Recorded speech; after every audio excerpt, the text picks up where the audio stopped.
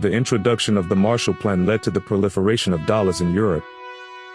As a result, the dollar shortage that had been a serious problem in Europe after the war was resolved, and imports of raw materials and parts resumed. Free trade, established by the Bretton Woods system with the dollar as the base currency, began to function. Europe began importing raw materials and components in dollars. The post-war European economy began to cycle, with products manufactured using this money being exported to earn dollars again. In this context, the General Agreement on Tariffs and Trade, GATT, was established around the world. The aim of this agreement is to promote free trade. One of the causes of World War II was the economic blocks created by the Great Depression. There was a reflection that as a result of trade being closed off, cornered countries resorted to war. In the post-war international order, it was thought that creating a free and open international economic system would be a way to prevent war. Let's lower the trade barriers that are tariffs. This will build a free and open trade system. That is the very foundation of international peace. The agreement that was established based on this idea was GATT. However, looking at the global situation, the division between East and West was becoming increasingly intense. The Soviet Union was tightening its control over the Eastern Bloc countries. In each country, political parties other than the Communist Party were no longer permitted, and the influence of the Soviet Union grew stronger. In response, Western countries are also strengthening their unity. The first step was the integration of the German-occupied territories. However, this did not go smoothly as France did not want a strong Germany to return. The United States and Britain then accepted France's demands and made concessions. They accepted the argument that French industrial zones should be placed under international control. They also gave France a say in the industrial areas. The United States then pressured France, saying, if France does not cooperate, we will reconsider our support for Europe. The United States then sought to integrate the French occupation zone into the American and British occupation zone. Through these processes, the occupied territories of the Western countries were unified, and Western Germany began to move forward with reconstruction. In this way, the division between East and West became stronger. In Germany, which was at the forefront of this, money problems were becoming serious. At the time, Germany still used the Reichsmark, the currency of Nazi Germany. However, the defeat had caused its credibility to be lost, and the currency was almost worthless.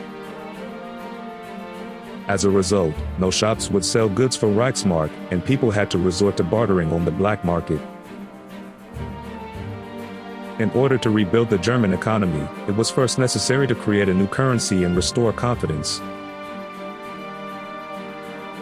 The American, British, and French occupation authorities implemented a currency reform, issuing a new currency called the Deutsche Mark and guaranteeing its credibility.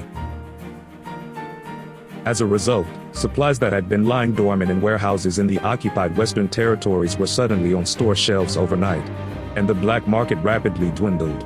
However, such a move contradicted the premise that Germany was economically united. The former currency, the Reichsmark, was also used in the Soviet-occupied territories. Therefore, when a new currency was introduced in the West, the old currency used in the Soviet-occupied territories became even more worthless. In response, the Soviet Union issued a new mark that could be used in the East. As a result, there was no longer any common currency that could be used in the occupied territories. Germany was also economically divided. However, if Germany were divided, the Soviet Union would lose its say over the industrial areas. This was something the Soviet Union, which wanted to extract reparations from Germany, had to avoid. The Soviet Union made a new move to prevent Germany from being divided. That was the Berlin Blockade. At this time, Berlin was a Western exclave within the Soviet-occupied zone. So the Soviet Union mobilized its military to cut off the road to Berlin from the Western occupied zone. This would prevent the Western countries from transporting food and coal to Berlin. The Soviet Union then demanded that the West stop dividing Germany. The United States had already determined that the Soviet Union was intentionally slowing down the recovery of the European economy, so it did not succumb to Soviet pressure. On the contrary, growing public opinion in the United States was that the Soviet Union was holding the people of Berlin hostage. Public opinion in the United States grew that this was unacceptable. Voices in favor of active engagement in Europe grew stronger. Thus, the United States and Britain launched the Berlin airlift. If the land route is not available, then we can use the air route. Based on this idea, large quantities of food, coal, and other daily necessities were transported one after another to West Berlin by transport plane. Of course, the Soviet Union could have shot down the transport plane if they had wanted to. But if they did, it could lead to World War III. The Soviet Union also did not want war, so they did not launch an attack on the transport planes, and the Berlin blockade ultimately failed. This forced the Soviets to rethink how to maintain their new occupational regime in Germany. However, the Soviet Union had to accelerate economic recovery not only for Germany but also for its own country. The Soviet Union also had to work to establish socialist systems in all countries. Thus, the Soviet Union's new occupation policy for Germany was to make them independent.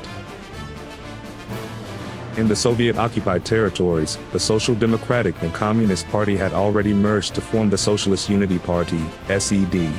Under the leadership of the Socialist Unity Party, SED, reforms were carried out modeled on the Soviet Union. However, the planned economy implemented by the Soviet Union prioritized heavy industry, putting people's lives on the back burner. In the West, currency reform restored confidence in currency and made many goods necessary for daily life available. However, in the East, the supply of essential goods did not improve much. People were suffering from food shortages and fled to the West. As a result, the outflow of workers disrupted the Soviet Union's planned economy and the country began to fall into a negative cycle. In the East, the government continued to profess ideals but to oppress those who resisted Sovietization. In the midst of this, the Eastern Bloc countries united in the economic field, saying, "Let's counter the Marshall Plan. Let's help each other financially." The Eastern Bloc countries formed Comecon based on this idea. In this way, the Eastern Bloc countries strengthened their economic ties. Meanwhile, the Western countries united in the military field. "Let's counter the Eastern countries. Let's provide each other with military assistance." The Eastern Bloc countries formed NATO based on this idea. Eastern Bloc countries strengthened military ties. Finally, Germany was forced to start anew as a divided nation, the Federal Republic of Germany, commonly known as West Germany, and the German Democratic Republic, commonly known as East Germany. Konrad Adenauer became Chancellor of West Germany. Otto Grobel became Chancellor of East Germany. From then on, the unification of Germany, which had been divided into East and West, became a long-cherished dream. A serious crisis broke out between the United States and the Soviet Union. The situation in Europe remains in a state of Cold War as both countries try to avoid the outbreak of World War III. However, the conflict in Asia took the opposite course to that in Europe.